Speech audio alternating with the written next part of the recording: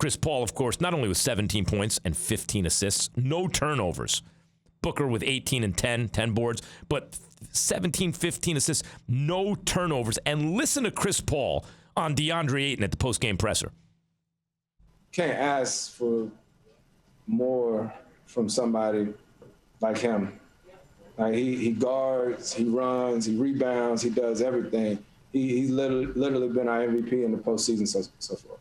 No, you can't ask for more than Chris Paul, because Chris Paul is passing, scoring, assisting, leading, timing. You know, he knows when to score, when to be a pass-first guy.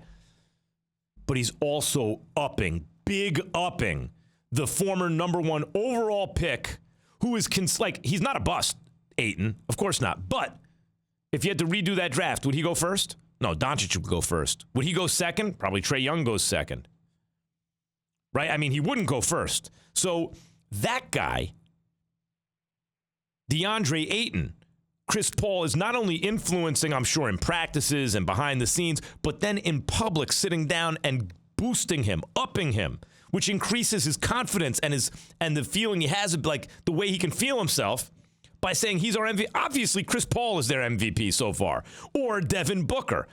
But DeAndre Ayton, when Chris Paul gives him all the credit, it's another example of Chris Paul's leadership and at this point his career experience. Now, listen to Michael Malone, Nuggets head coach, about what happened to his team in Game 2. I saw one team that wanted to be here and play with a purpose and urgency, and one team that did not want to be here and play with no urgency. And that's why we got our ass kicked. Mm-hmm. What else? You feeling good after this loss, Coach? I felt we quit tonight, which is something you never want to see. So I guess for Game 3, I'm just going to try to find guys that will at least go out there and leave it all on the line. I may have a hard time coming up with 5 guys that fill that, but these 2 games, these second halves, have really been disappointing, and that's an understatement. Look, I respect Mike Malone a lot. I think he's an excellent coach. And I think he's trying to push his team's buttons, right? That's why you call him out like that. I didn't see a team that quit. I saw a team that got buried, and coach has to take some responsibility for that decision. Again, a dilemma, a choice with 2 bad options, a choice between 2 bad options. This is no good and that's no good. Like, if you don't play Porter Jr., how are you going to win? And you got to reintegrate Will Barton at some point, but do you save Will Barton maybe for the home game? Because that first game is usually rough when you try to bring a piece back. If it were me, in retrospect, seeing how bad Porter's back clearly was, in retrospect, the idea would have been to sit Porter out. You play Barton because you want to get that first game over with, but you sit Porter out so that for Game 3, he's the closest version to his real self that he could possibly be. Because now you may have a continued compromised Porter Jr. going forward, and you're in a must-win Game 3. You got altitude at Denver. You're down 2-0. You must win Game 3.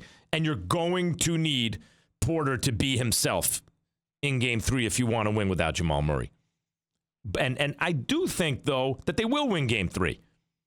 I think that Aaron Gordon's not going to have another game like that.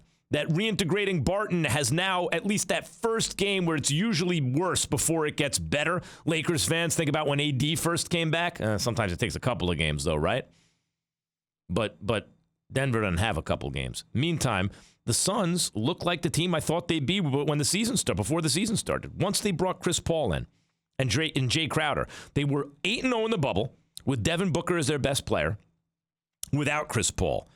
Now you're talking about Chris Paul with Devin Booker in the backcourt, Mikal Bridges and Jay Crowder in the front court with DeAndre Ayton at center, and he goes from the biggest question mark on the team to a reliable, young, athletic guy who can score the ball and defend the other team's big, even when that other team has an elite big. Like, you're not going to stop Jokic, but DeAndre Ayton, especially in Game 1, did about as good a job as you can on Jokic. And he made life difficult for AD in the previous series. I mean, if you want to test a big and his resolve in the playoffs, a young ascending big, a pretty good test, right? is the gauntlet. You know, you're talking about AD and then Jokic. DeAndre Ayton's looking really good right now.